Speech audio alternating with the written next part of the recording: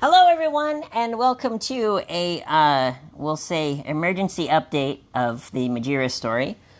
So I was just contacted by Politico on Telegram, and if Politico is interested in the story, then I bet sources like CNN, the Associated Press, various YouTube news organizations like Philip DeFranco will be interested in the story because here is the headline. I'd like to propose. Here's my public proposal. For just a couple of headlines that you can use for free. I'll just give these to you. Okay. Any journalist who wants to use these headlines, you go right ahead. Headline number 1: World's most famous furry grooms his underage fans for sex. Not really a fan of that one? That's fine. I've got more. Headline 2. Majira Strawberry,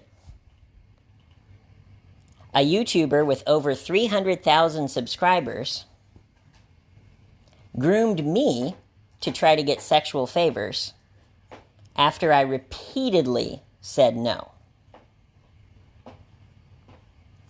Or headline 3. You know what? Let's just keep going. I'm kind of on a roll here. Yeah. I got a headline for you. Oh yeah, tell me. This is my husband, Link the Labrador, and my name. Sorry, go ahead. World's most famous furry has a mersuit, lies about it, Oh, that's a and good then one. grooms underage because he does say that his fursuit is completely safe work because he has too many, underage, line the dots up. And then coerces people into having sexual favors to get better deals on product. Exactly. So, because I'm going to guess that this specific episode of our podcast may be heard by people who are not strictly part of the furry fandom. So, I'm going to be sending this to various news organizations like CNN, the Associated Press, etc., and newspapers, whatever, that kind of thing. So what I'm going to do is I'm going to make it as clear as possible for someone who may not even know what a furry is. Okay? Mm-hmm. So a furry is a person who is interested in anthropomorphic characters. Now, what does the word anthropomorphic mean? Anthropomorphic means a animal with human characteristics. So you could think like Nick Wilde from Zootopia. That would be an anthro character. So it's a fox, but it walks on 2 legs, so it has some human characteristics. There's a lot of different examples. There's Robin Hood from Disney. There's a lot of different characters from Disney, actually. The Great Mouse Detective, The Lion King, many different characters are animal characters with human characteristics. And so because this is very appealing, especially to a young audience, most furries are very young. I would like to point that out because I guarantee you the first defense that Majira will say, the first defense that he or his fans or his current merch partners or whoever, I guarantee you that the first thing they're going to say is, oh, well, I only did things with people who are over the age of 18, so why are you making a fuss about it? Well, Majira, I have a message here from someone who claims, and, I have not confirmed this yet, but someone who claims that his current fursuit, or his current suit that he wears to dress up as his character, is what's called a mersuit. Okay? So what is a mersuit? A mersuit is a mascot character. You can think of a character like at a ball game or a character at a high school, basketball game, whatever. It's a mascot costume specifically made to have sex in the costume. So a mersuit is different than a fursuit. A fursuit is a mascot costume made by a furry of their character, or made by a furry for another person's character, but not specifically for having sex. So a fursuit is just any mascot character that you might see, again, at a baseball game, at a football game, whatever. That would be a fursuit. If someone took one of those animal characters and they added a zipper in the crotch so that they can whip out their strawberry dick, that's a joke, by the way, it's because his name is Majira Strawberry, then that would be a mer-suit. Now, his real name is Kyle Summers, okay? Is well known. I'm not leaking any information by saying that. Kyle is more than welcome to contact me at my cell phone number, which is publicly available because I am a journalist. So my cell phone number is 501-655-3671. Now, I do use an IP relay service to receive phone calls because of a disability that I have. I've posted about it many, many times, so I won't go into it here. You can look on my website if you want to. My website is furrypresident.com. So, if you want more information about me specifically and about all of this crap that's going down, you can go to my website, furrypresident.com. All the information is there. So, anyway, I use what's called IP relay, provided by T-Mobile, to be able to receive phone calls, because phone calls just make me really anxious. I have an issue with panic attacks, with mental health. That's well documented that is something that I suffer from. And so I use IP relay to receive phone calls. But I can also receive text messages or SMS messages at that number. So Kyle, I'm really curious why you, who worked with me for several years, who exchanged 5,000 messages with me on Telegram, I'm really curious why you could send 5,000 messages to me, or we could exchange 5,000 messages rather, so probably around 2,500 each, I would guess. I'm curious why you would send me 2,500 Telegram messages, and then as soon as I call you out for being a creep, you blocked me! It's not a good look, man. No. So you could, instead of blocking me, you could have texted me or called me, either one, anytime, day or night. So, being busy is not an excuse, okay? You could have messaged me on Telegram, you could have messaged me on SMS message, you could have called me, whatever. I know you have a cell phone because you post from it all the time. So access to a phone is not the issue. So you could have contacted me with evidence of your innocence if I was lying about this. And I would be ecstatic to be proven wrong. I care about the furry community so incredibly deeply, and you can ask anyone who knows me, and they will confirm. My partner, my husband, Link, the Labrador, is a furry, and he can confirm for me, here and now, that I care very deeply about the furry fandom. Is that true? Yes. Thank you, my love. Yeah. I care about the furry fandom. It is my home. I consider it to be, even with all of the terrible things that have happened to me and to my friends and to many, many people in the furry fandom, which I'm more than happy to go into as much detail as you guys want. But with all of the things that have happened, I still consider the furry fandom to be my home, and I consider it to be a positive experience for most people to be in the furry fandom. I know dozens of people, and I include myself in this category. I know dozens of people who most of their friends are furries. Most of their romantic partners are furries. Most of the people that I have personally been romantically involved with have been furries. All of them, in fact. Every one of my romantic partners has been a furry in one way or the other. I've had, let's see, 1, 2, 3, 4. So I've had 4 boyfriends over the course of my adult life,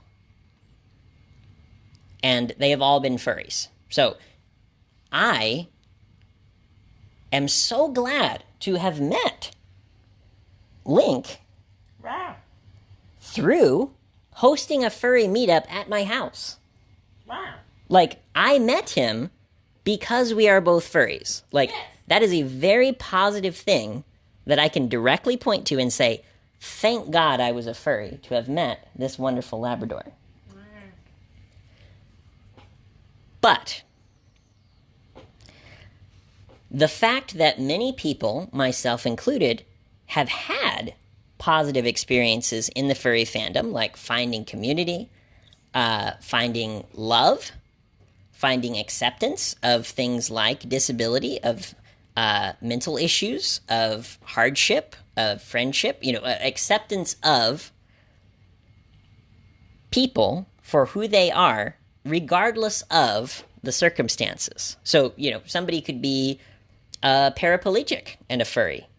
Somebody could be a pilot and a furry. Somebody could be a computer programmer and a furry. Like, I'm giving you examples of, I know people who are these things and also are furries. Like, and they will tell you, man, I found so many friends on, the Telegram messaging app, or on Discord, on Skype, on whatever. I found so many friends through it. I found so much happiness through it. And the indisputable fact that Majira Strawberry, the world's most famous furry ever, it's not even close. There's a few other furries that have a fan following that may be at least somewhat close to his size. Some examples would be Telephone, Picari Roo, Beagle in Red, Cory Coyote, a couple of others have large followings online. But you could combine all of their followings together, and I doubt that it would be as big as Majira's following alone. So just to give you an idea of how famous this person is, he has 300,000 subscribers on YouTube. He is invited by furry conventions to be a guest at their events, despite the fact that everyone in the inner circle around him knows that he is creepy to his fans. I personally talked to him about it back in the day when I was representing his t-shirts, and I said, look, dude, this is not okay behavior. It's creepy. It's weird. And at some point in the future, I bet you are going to do something stupid, and it's going to come out that you've done these things of, creepy hugs with fans, of, messaging random people and just asking them for sex. The list is long, and I'm more than happy to go into it, again, in as much detail as any news source would like to have. I have been in the furry fandom for over 10 years, and I have represented as their merch company. When I was running the company called Artwork Tea, I represented the merchandise for basically every single one. Not without exception, but I would say maybe 80% of the furries with, we'll say, over 30,000 subscribers on whatever platform. I've worked with almost all of his inner circle of friends. So that would include people like Beta Eta Delota, Kiwi Fox, Pineapple Fox, Foxes and Peppers, who are musicians. Pineapple Fox? Of course I know. I worked with him for the calendar, remember? Yes. Yeah, remember? I worked with him on the calendar. Yeah. Yeah. Sorry. He probably just forgot. It's been a while since I did the calendar. Anyway, we'll talk about that later. But I have worked with almost all of the people who are in Majira's inner circle of friends. You know, people who he goes and hangs out with at conventions, people that he invites over to his house for, vlog collaborations or whatever. The point is, I know these people really well. Most of them I have known for over 5 years. I personally exchanged 5,000 messages with this person, with Majira Strawberry. I know him really well. And everyone that I have mentioned so far, every single person that I've mentioned in this so far knows about his bad behavior. I guarantee it. If you ask any convention chair, any person in charge of a furry convention, even just a person on the staff of the furry convention, like a security staff person, I guarantee you that they know that he does these creepy, disgusting behaviors with fans, even if they are not illegal. So, for example, let's say that the fan is 19. He is 26 and has 300,000 subscribers. Do you know how big of a power imbalance that is? I would like to state, for the record, my dear, what's that? Doing a big sigh makes it sound like you disagree with me. Do you disagree with what I've said? No. Okay, thank you. I appreciate that. I understand, because I know you really well, that you're just frustrated at the situation. But sighing in the background of my recording makes it sound like you disagree with me, which would not be helpful to my case. Okay? Mm-hmm. Thank you. So, I would like to state for the record, and again, any person, any news organization, any radio station, TV station, newspaper, whatever, is more than welcome to use this audio, and I am more than happy to come on an interview with you, whether in person or online or whatever. I'm more than happy to talk with you about my feelings and my experiences on this matter. Majira Strawberry is a sexual predator. He grooms his fans for sex, most of whom are many years younger than him, and some of whom are under the age of 18.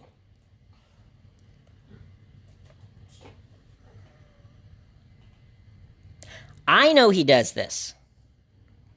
Every single person that I've mentioned so far knows that he does this. And I personally, and I know many of them as well, have talked to him and said, you got to stop this, dude.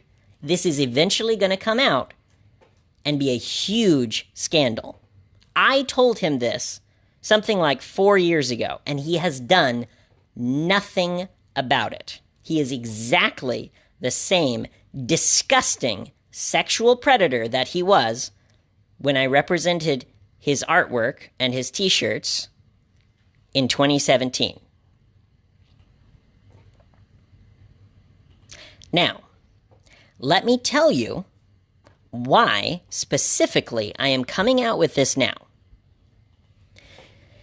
I have learned And I have many, many sources to back this up. So, again, I'm more than happy to provide sources in as much detail as you want. But I have sources that say that a furry named Rico Tiger has HIV. Okay? He has HIV. This is public information. I'm not leaking anything. Everyone knows, everyone, quote unquote, everyone in the know knows that Rico Tiger has HIV. People make mistakes. It is not a crime to have HIV. I'm not saying anything to that effect. But there is a public video of another very famous furry YouTuber named Corey Coyote. Again, look him up. It's very easy to find all of his information.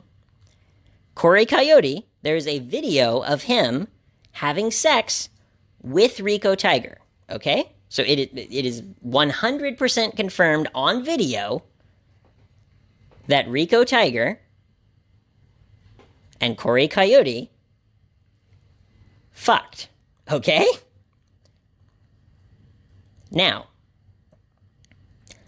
I have in my possession an export of those 5,000 Telegram messages. It's about a 600 megabyte file, and I have not redacted anything. Nothing. All 5,000 messages, anyone can download them and read them if they want.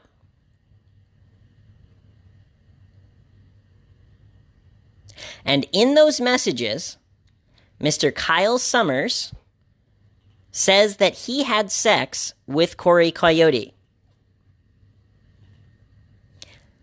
So, let me just recap this for you real quick. The world's most famous furry ever grooms his fans for sex, and there is a very high likelihood, unless, he was just lying in the messages, who knows, but there's a very high likelihood that he had sex with someone who had contact, again, sexual contact, with someone with HIV. So, Rico to Corey to Majira. That's a very short line of contact for the HIV virus. Okay? He also says in another message, quote, "The threat of HIV scares me every day." Now I have a question for you as fellow journalists, as people who are knowledgeable about the world. There is this wonderful medicine that I am personally taking. I've not disclosed this until now, but it's not a secret. It's just I have not disclosed it publicly. But I've told many people in my personal circle that I take the medicine PrEP for HIV prevention. I am a sexually active person. That's no secret. I have hosted room parties at conventions. I have hosted events at my house called the Fox Den, quote unquote, or we're calling it the White House now because I'm the furry president. But anyway, I've hosted events at my house that were openly adult events. It's come to my event after 8 p.m. If you want to take your clothes off, you're welcome to do so. We check and make sure everybody's over the age of 18. We check and make sure that everybody is safe and consenting, and we have condoms there. And we take every precaution. And in my case, taking PrEP as an additional precaution to avoid spreading STIs, because that is very important to avoid doing. Now PrEP has a 99% effective rate of preventing HIV.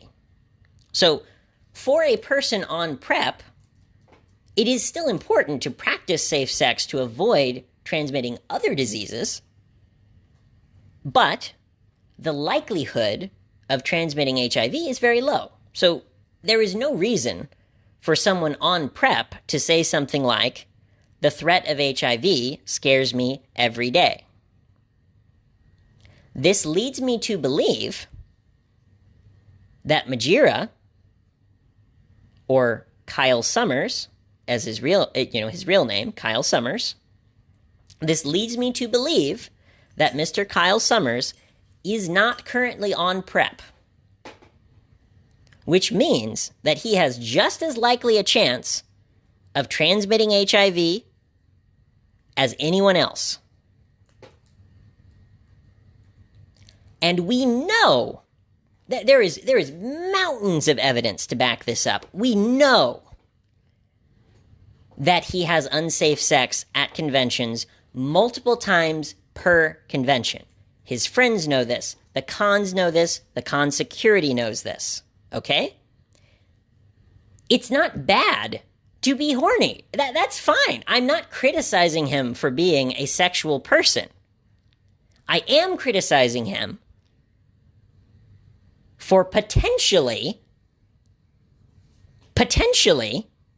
spreading the HIV virus to his underage fans. Okay? That is not confirmed, but it is a possibility. I would estimate the odds at maybe a couple of percent that he currently has HIV and is not protecting the partners that he is having sex with to this very day. I stress, to this very day.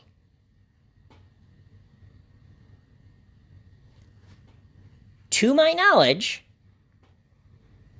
he is not protecting his partners or himself from contracting STIs.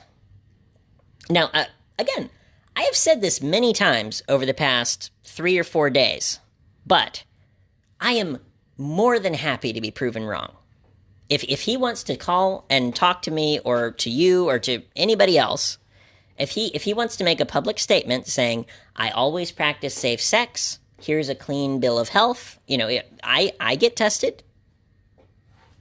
Corey gets tested. I don't know when his last test was, but I do know that Corey gets tested. But Majira, to my knowledge, has never posted anything about that to me or any of his friends or any of the conventions. Now, again, I would be happy to be proven wrong. If he posts tomorrow a test that says I don't have any STIs, then the only thing he's guilty of, quote unquote, is being a creep to his fans.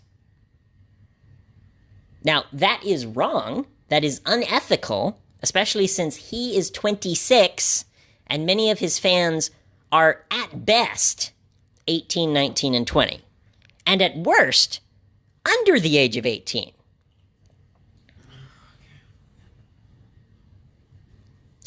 I feel the same way. Remember what I said about sighing in the background, my love. Makes it sound like you disagree with me, which is not helpful to my case. Do you disagree with what I've said? I'm not really. I'm blowing shit up. Yeah. So my wonderful partner and my future husband, Trey, or Link Labrador, he has ADHD. So he is focused on his game that he's playing. So please do not take his sighs of frustration as directed towards me, because a person who's listening to it as a podcast has no idea that you are looking at a computer screen, my love. So anyway, if I need to move into another room to record, I can do that. Okay. All right. Let me pause the recording real quick, and let me move into the other room. So my sweet, sweet Labrador boy, he just asked a very interesting question, which I will repeat for the sake of the podcast audience now. So he just asked the question, why is what Majira did grooming towards me? Because under normal circumstances, under non-YouTube, we'll say non-YouTube circumstances, it would not be grooming for someone who is, he's now 26. So when we were working together, he was like 22 or something. I'd have to do the math on it, but whatever. The point is that he was around the age of 22, and I was around the age of 26, I believe, at the time. Again, I'll have to do the math to make sure I'm not misremembering, but why is what he considered, why is what he did considered grooming when under normal circumstances, if we had met at a bar, or if we had met at a store or whatever, if we'd met at a Starbucks, it would not be weird. That's your question, right? Mm-hmm. Okay. This is a great question, and I'm sure I will get asked this a dozen times over the next couple of days, so I'm just recording it here so that my answer is public record. So, the reason why what he did towards me is grooming is because grooming is not defined by age. Okay. So, let me explain. Grooming is the act of coercing someone into sex. Okay? Now, what does coercion mean? Coercion means getting someone to do something against their will. Okay? So, like, convincing, quote unquote, the word convincing would not be accurate in the case of coercion. It's forcing, quote unquote, forcing yourself upon someone, basically, is grooming. Now, normally, you're talking about people who maybe they have 100 followers on social media. And so, like an average person, I bet, I don't know what the exact statistics are, but let's say the average person has 100 followers on social media. They meet another person who's just an average person who has 100 followers on social media. It's not a power imbalance for those two people to have sex. So if one person with 100 followers talks to another person with 100 followers and says, hey, you want to have sex? There's no power imbalance there. It's not a creator talking to a fan. It's just two people. Now, what Majira did to me, and from what I have heard before, and from what many people are telling me in my inbox, what he has done to many people is he has used his station of power to coerce sex from people. Okay. Now, this is not confirmed by anything other than my personal experience, okay? Now, I do not have chat logs to back this up, because how could I? But, hold on. I have a point to make, my love. Give me a moment. This specific point that I'm going to make is not backed up by the chat logs, okay? But I know from talking to people that what he does is he asks people for sex, and he asks over and over and over and over again until they do it just to get him to stop. Now, if that isn't grooming, I don't know what is. And that is the answer to your question. Okay. I can follow that logic there. Seems pretty straightforward. Thank you. Simple. Yeah. He is a sexual predator who grooms his fans. And if anyone says otherwise, they are part of the problem. Everyone knows that he does this. Everyone in his social circle knows that he does this. The convention chairs, his furry YouTube friends. Yeah, his furry YouTube friends have talked to me in private about how uncomfortable they were with his behavior. And we talked privately. I can probably find the chat logs, but I have literally tens of thousands of messages to go through, so I don't know if I can find this or not. But I remember talking with some of the furry YouTubers, names that people would know of. Again, I don't remember the exact conversation, but like some of the other famous furry YouTubers, I've had these conversations with in private, in person, and in private in DMs. Yep. Where they said, his behavior is really kind of creepy. And, like, what can we do to help him to grow as a person so that he doesn't do this anymore. Because, again, going to an event and saying something like, hey, I'm going to go to a room party. Perfectly normal. Now, normal for furries, sure. Because, again, this specific podcast is for a general audience and not for a furry audience. So, for mom and dad from Iowa, well, depends on if they're swingers or not. But for mom and dad from Iowa, it would be kind of weird to go to a hotel and go to a party where the explicit intention is to have an orgy with 8 people. That would be a little bit weird. But for furries, that's normal. It is. Furries go to conventions to have orgies, and that is not unusual.